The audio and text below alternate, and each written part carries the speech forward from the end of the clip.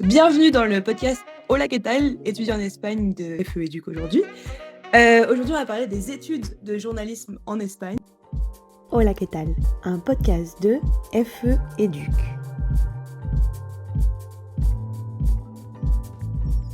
Donc, on est accompagné d'Estelle et de Pierre.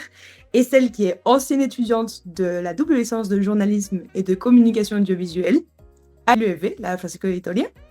C'est bien ça? Bonjour, oui, c'est ça. Donc, aujourd'hui, tu travailles aussi dans une université?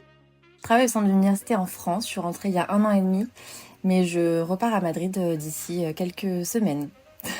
Super! Pour travailler dans une université encore.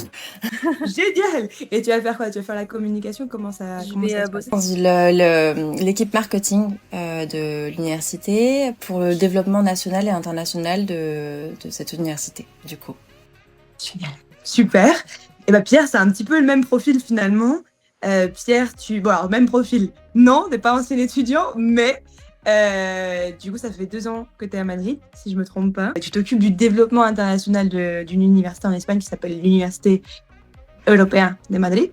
C'est ça, c'est l'Université Européenne de Madrid, mais en réalité, c'est toutes les universités aussi de l'Européenne. Tout à fait, c'est ça. On a un service développement international qui est basé à Madrid et je travaille, on va dire, à l'expansion des formations pour les étudiants internationaux, en sachant qu'on a plusieurs campus en Espagne. Ok. Comment ça se passe?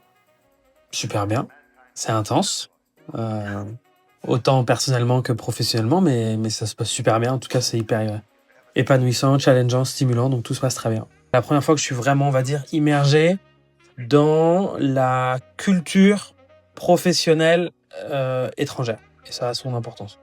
Donc l'expérience en tant que telle, est-ce qu'elle te plaît? Oui. Ouais, elle me plaît.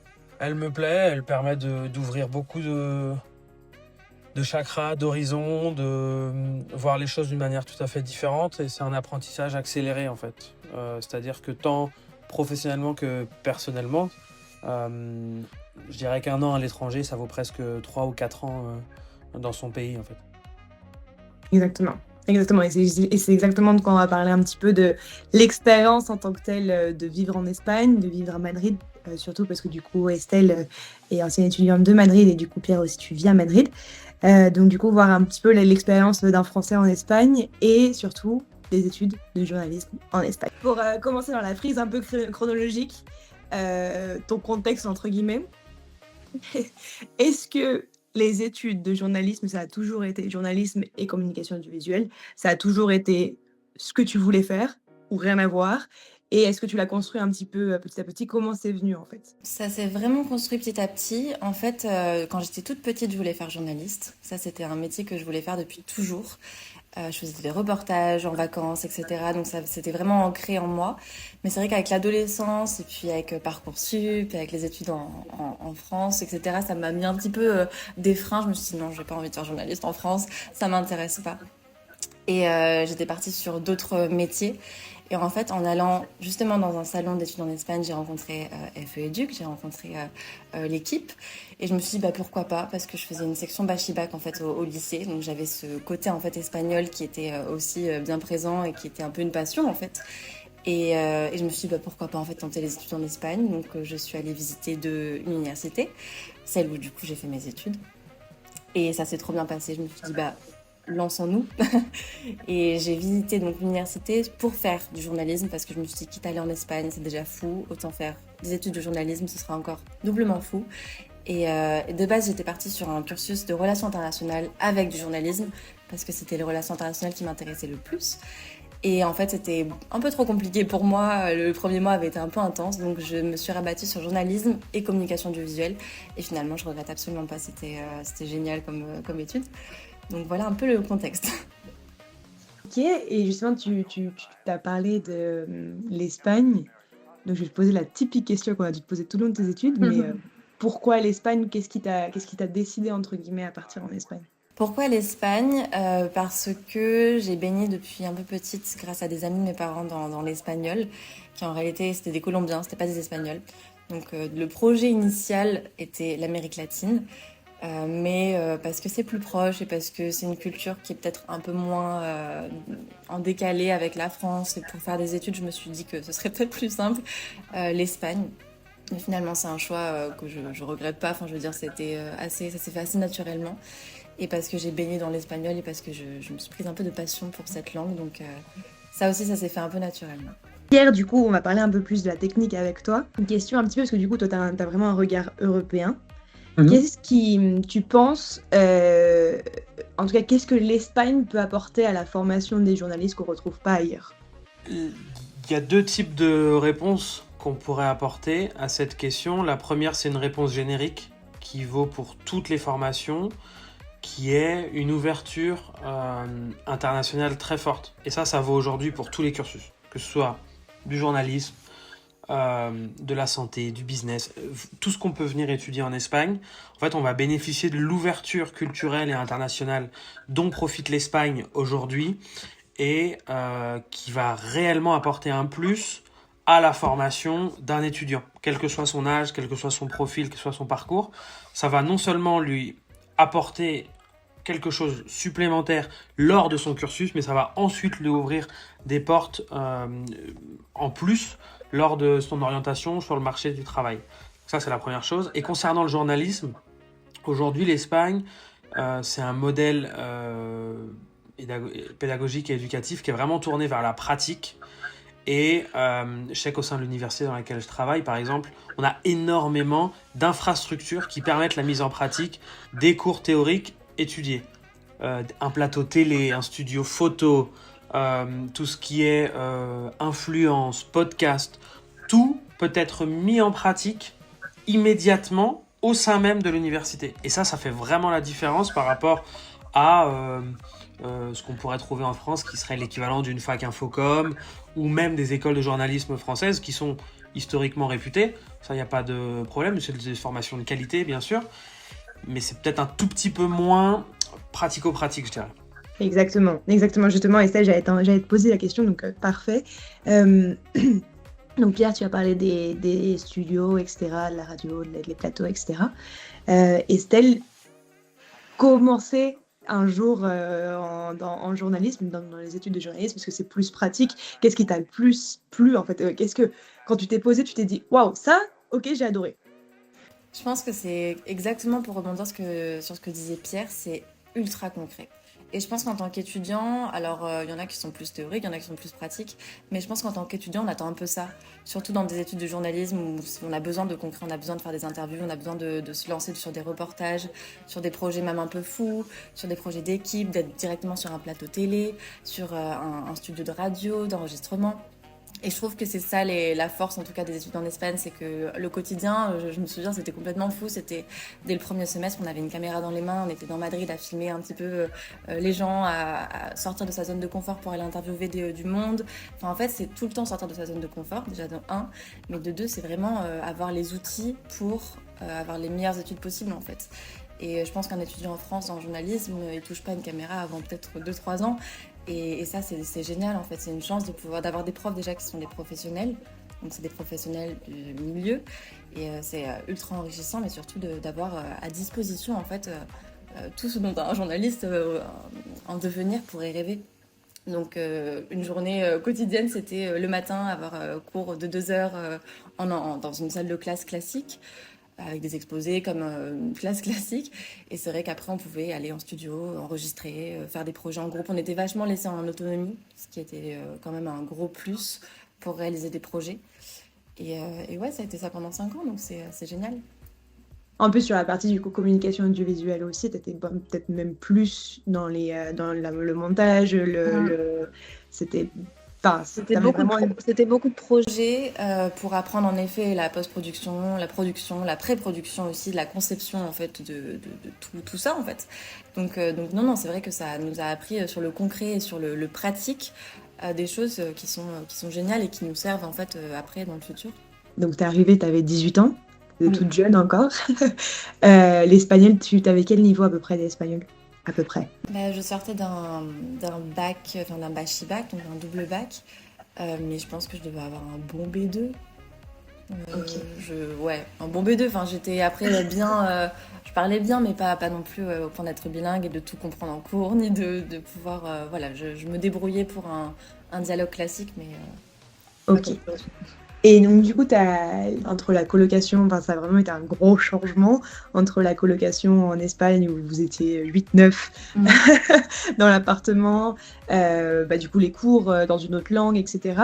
Comment, déjà en premier, quelle était ta journée type un petit peu en Espagne, en tout cas les premières années peut-être, et ensuite, comment ça s'est passé pour toi?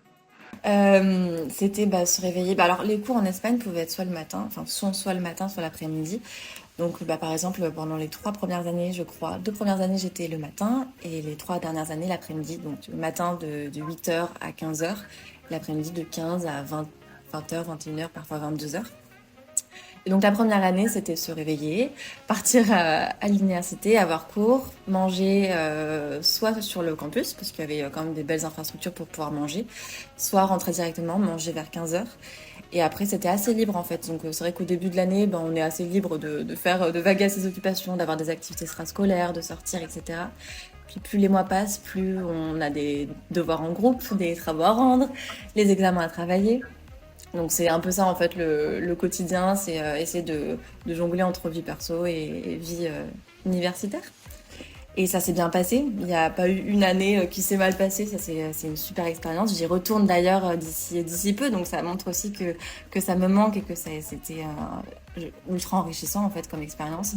Il y a forcément eu un peu de peur parfois, un peu de galère, un peu de stress par-ci et par-là. Mais c'est tout à fait normal. Je pense qu'un étudiant, même dans son pays, peut avoir les mêmes stress. C'est la gestion, en fait, d'une vie seule, de la vie adulte, en fait, qui commence.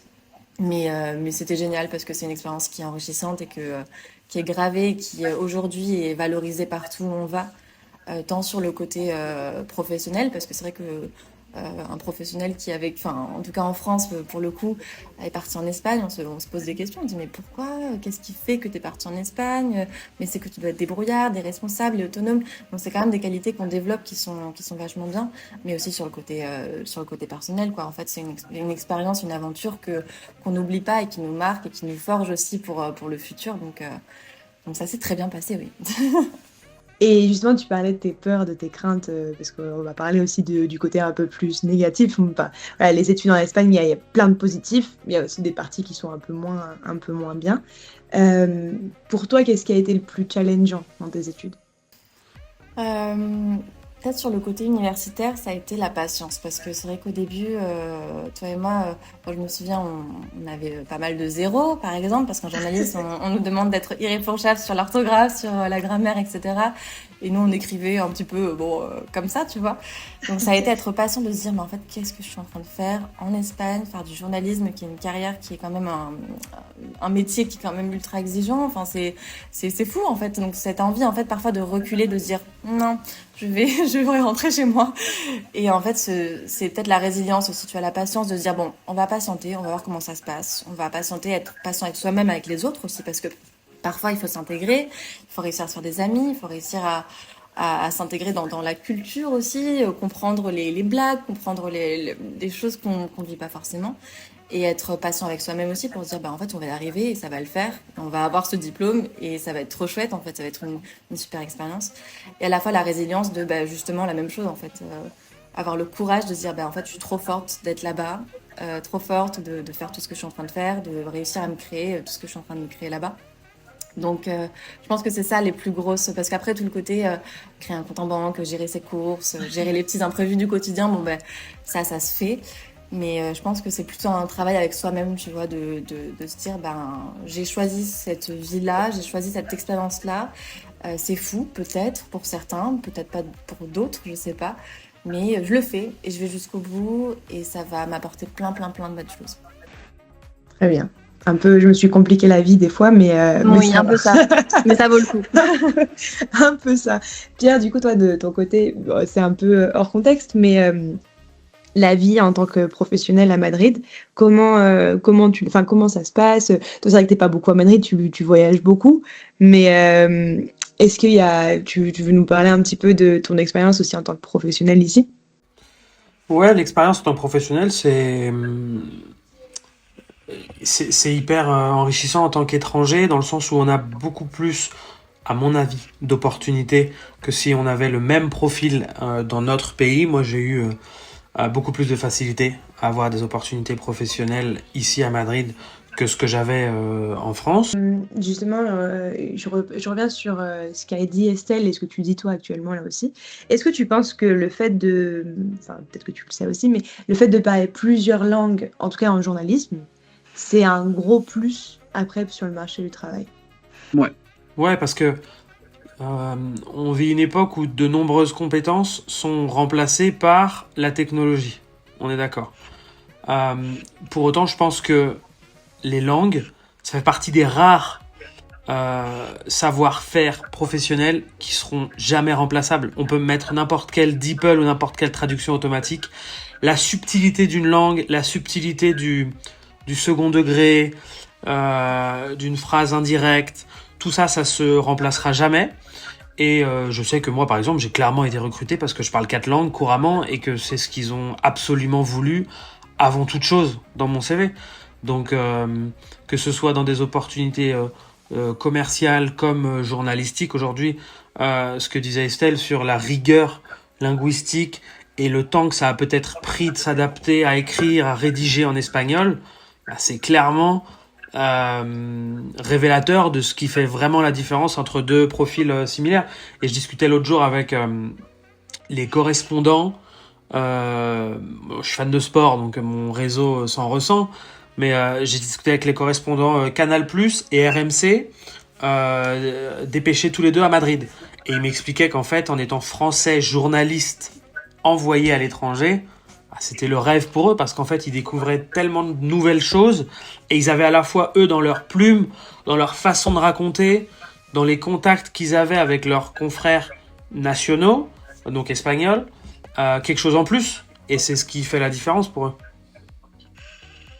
Exactement, c'est vrai que c'est un gros plus, mais moi je le vois, je pense que c'était le pareil du coup qui a été recruté en Espagne. En tout cas, le niveau de langue, donc l'espagnol, il sera là, mais en plus de ça, l'anglais qui vient ensuite par la suite aussi. Surtout dans le journalisme, il y a tellement de débouchés qu'on ne pense pas. Je pense qu'il y a vraiment ce truc qu'on pense que c'est la télé, la radio ou la presse, mais en fait, il y a tellement d'autres choses que des fois, juste d'être un correspondant, comme tu disais, même pour le foot, enfin, tu vois, dans le sport, de guerre ou quoi que ce soit, le fait de parler plusieurs langues, c'est vraiment un gros plus. Et celle, du coup, toi, en 2019, c'est ça, hein, 2019, quand tu as commencé, en réalité, c'était pas si vieille, c'est pas il y a pas si longtemps, parce que du coup, Non, fini il y a 1 an et demi, donc en réalité, c'est pas si lointain, même si ça en a l'air. Du coup, tu étais passée par FE Éduc, anciennement France Pas Éducation, donc à ton époque, c'était France Pas Éducation.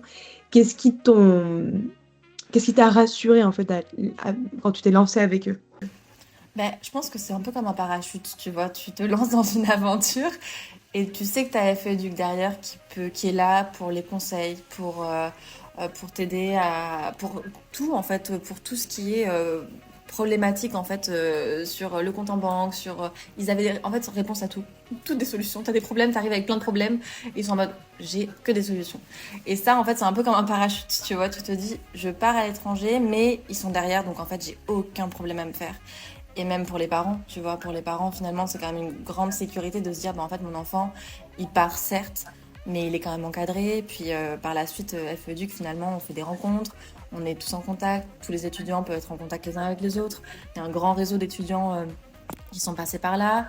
Et c'est quand même rassurant, tu vois, d'être encadré par eux et d'être en contact avec d'autres étudiants qui vont te partager leur expérience. Même si en première année, on avait pas mal parlé avec... je sais plus, des deuxièmes, des troisièmes, des quatrièmes années de kiné, mais même si c'était pas de notre métier à nous, c'était intéressant de savoir un peu comment ils le vivaient, comment ça allait. Puis on les a tous vus très heureux et très épanouis, donc en fait c'est rassurant de voir des jeunes. En fait, tu te dis bah c'est moi dans quelques années, et puis ils ont l'air tous très contents de ce qu'ils vivent, donc c'est rassurant. Toi, Pierre, du coup, tu travailles aussi avec les agences, c'est ce que tu disais. Tu as vu des étudiants qui sont passés par FE Éduc. Est-ce que tu sens qu'il y a une différence quand ils passent par l'intermédiaire de FE Éduc? Alors moi, je la sens, la différence. Mes collègues qui sont en charge des admissions la sentent énormément aussi parce que ce sont des étudiants qui ont un projet qui est déjà mûri, affiné, réfléchi, qui arrive avec une idée qui est un peu plus claire que d'autres, tout simplement parce que le travail en fait on va dire de préqualification du projet, de pré-réflexion et de on va dire désamorcement de la bombe à retardement qu'est la panique de l'expatriation, il a déjà été fait. Comme disait Estelle, toutes les questions problématiques, en général, elles ont déjà trouvé réponse. Donc moi, évidemment, que je le ressens, mes collègues le ressentent aussi. Mais après, c'est aussi normal, on parle d'une organisation, voilà, FEEDU qui travaille depuis plus de 10 ans. C'est vraiment des experts, donc ils savent de quoi ils parlent. Et pour nous, c'est juste parfait d'avoir des partenaires d'aussi bonne qualité. Pierre, quand tu présentes les études d'Espagne, enfin du coup à l'étranger, qu'est-ce qui fait qu'un étudiant, qu'est-ce qui fait basculer en fait l'étudiant de j'hésite à ok, j'y vais, je pars en Espagne? L'une des choses primordiales d'abord, c'est de se déplacer et de voir les campus, quels qu'ils soient. Et je dis toujours d'ailleurs, bien sûr, je travaille pour une université, donc on a forcément une visée commerciale, c'est inévitable, mais j'ai toujours d'aller voir plusieurs universités. Ça, c'est quelque chose de primordial parce que voir depuis chez moi en France à l'apéro avec mes parents une page internet d'un diplôme en Espagne, c'est une chose. Me sentir bien dans mon environnement, dans un campus, dans une ville, pour y étudier 3, 4, 5 ans, c'en est une autre et c'est complètement différent. Donc, j'ai souvent des étudiants qui viennent sur le campus et qui, au moment d'arriver sur le campus, disent « Ok, là, je me sens vraiment bien. » Et là, et au contraire, et parfois, c'est le cas inverse, hein, et qui me disent je suis pas sûr que... Nous, par exemple, on a un campus à Madrid qui est immense, plus de 20 000 étudiants, et ils arrivent sur le campus et ils disent « Ça me paraît énorme, donc je me vois pas être là. » Et il n'y a aucun problème.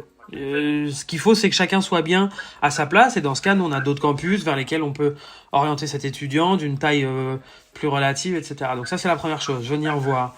Ensuite, c'est de se faire accompagner des bonnes personnes. Tous les ans, j'ai quelques personnes qui tentent de faire la démarche tout seul et qui ensuite, par ruissellement, arrivent à se faire conseiller, notamment par FEEDUC, et qui disent « Ok, je suis pas tout seul dans cette aventure-là », donc ça aussi, ça facilite la décision à prendre. Et puis, à quel moment sinon? C'est au moment où on se rend compte qu'en fait, c'est pas si compliqué que ça. Je rencontre des étudiants qui me disent tout ça, c'est un peu obscur, je sais pas trop comment, ni par où commencer. Et quand on se rend compte déjà qu'il y a un interlocuteur français, c'est plus simple. Ça aide, c'est rassurant, surtout pour les parents. Et ensuite, quand je me rends compte qu'en fait, mon test d'admission, il est ni insurmontable, ni inaccessible, souvent, ça a fait la différence. C'est super intéressant ce que tu dis sur, je reviens dessus, mais la visite de l'université. Je pense qu'Estelle, ça a été aussi ton cas, tu as visité plusieurs universités. Et c'est ça, hein, je ne sais pas combien tu en as visité, mais On a visité 2. voilà, tu l'as dit au début, c'est ça. Et je pense que ça, en tout cas Estelle, tu pourras nous donner ton point de vue, mais le fait de visiter l'université, tu peux avoir une idée sur quelque chose et en fait pas du tout en arrivant. C'est l'énergie et de l'université, de comment tu te sens, etc. Et je pense que le fait de pouvoir voir, c'est un gros plus. Et par exemple, FEEDUC, ils offrent cette possibilité-là. Il y a des journées de portes ouvertes pour les Français qui sont accompagnés par FEEDUC. Nous, on l'avait fait du coup à l'époque. Estelle, comment tu t'es sentie? Qu'est-ce que tu penses qui a pu t'aider à prendre ta décision? En fait, ça permet de passer du projet en stade réflexion à projet en stade visualisation. C'est super de le voir à travers un écran, comme disait Pierre, exactement. Moi, les universités que je voyais en écran, je me dis waouh, ça a l'air incroyable et tout. Mais y être, on se voit en fait, on se dit ok, ça c'est ma vie dans 6 mois. Ça peut être ma vie dans 6 mois. Et se voir dire ok, c'est là où je vais aller manger, c'est à la cantine où je vais aller manger. Ah bah tiens, là je vais me poser quand il fera beau. Ah bah tiens, là c'est ma salle de classe. Et en fait, c'est vraiment s'imaginer dans ce campus parce qu'à travers des photos, c'est trop beau et les universités font un super travail pour vendre à fond. Mais y être avec ses parents, déjà pour rassurer les parents parce que c'est quelque chose, mais y être vraiment pour se rassurer soi, moi ça m'avait vachement aidé en effet. parce que j'avais fait les démarches un peu au dernier moment. Et Nathalie, donc de FE Éduc, m'avait dit, mais viens, tu verras, tu vas pas regretter, c'est le mieux que tu puisses faire. Et en fait, j'ai choisi l'université, la BFV, hein, pour des raisons, parce que c'était un campus qui m'a plu. Mais c'est vrai qu'y être, en fait, c'est complètement différent. Tu disais, Emma, les énergies, en fait, c'est ça, c'est que tu ressens le campus, tu te dis, en fait, je m'y vois bien dans ce campus-là. Et c'est super important, ouais. Et puis ça va être ta deuxième maison. C'est-à-dire que je pense qu'on en a passé des heures et des heures et des heures à l'université. En plus, moi, j'allais à la bibliothèque, donc je passais des heures vraiment à l'université. Et je pense que vraiment, c'est ce que je dis souvent, moi aussi, aux étudiants, c'est viens, vois comment tu t'y sens, parce que vraiment, ça va être ta maison. Donc, passe le temps et prends le temps de venir. Mais le conseil de Pierre d'en voir plusieurs, je trouve ça super important de le dire, c'est que elles sont toutes entre guillemets un peu concurrentes finalement, même si pas tant parce que elles offrent quand même des choses un poil différentes, mais c'est intéressant parce que selon les profils, il y en a une université qui est immense et qui est sublime, à dire waouh, mais en fait je m'y vois à fond et c'est vraiment le rêve, mais d'autres où c'est un tout petit campus, ils vont dire mais en fait moi c'est ça dont j'ai besoin de me sentir dans une petite famille, etc. En fait ça dépend de tout le monde et même en y allant. Moi qui pensais, voilà, un truc un peu plus petit parce que je me suis dit, ce sera mieux, ce sera plus confortable, etc. J'ai choisi le modèle un petit peu plus grand. Et je trouve ça chouette, en fait, de se dire, ça correspond, en fait, à chacun. Exactement. Avec le recul, Estelle, parce que du coup, ça fait un petit moment, est-ce que les études que tu as faites, elles correspondent aux attentes qu'avait la petite Estelle de 18 ans à l'époque? Complètement. Je sais pas si j'avais vraiment des attentes. Je pense que j'y allais vraiment en mode on y va, on profite du chemin et on verra ce qui arrive par la suite. Mais je pense avec le recul et aujourd'hui avec 1 an et demi en France et en étant dans la vie laborale, dans la vie professionnelle, oui, ça correspond parce que j'ai tout un bagage de pratique qui est génial, le bagage linguistique aussi qui est, je retrouve à être trilingue, bilingue pour ceux qui parlent pas forcément anglais, mais trilingue pour ma part. J'ai rencontré je me suis fait un réseau de tous les professeurs avec qui on peut potentiellement être encore en contact. C'est pas vraiment mon cas, mais je sais que je les contacte on a quand même des bonnes relations avec nos profs, donc je sais que je peux être en contact avec eux. On repart avec plein de choses qui sont pas que des compétences pour le futur professionnel, mais des compétences vraiment pour la vie en général. Et je suis ultra satisfaite de tout, en fait, pas que des études, mais de tout ce qui est autour. Bon, pour conclure, je vais vous poser la question un peu à tous les deux, et on va peut-être commencer par Estelle, mais ensuite Pierre. Si du coup il y a un étudiant qui hésite à partir en Espagne, qui se dit bon j'ai envie de faire mes études de journalisme, j'ai vu cette interview de journalisme qui m'intéresse, mais je suis pas sûre de ça.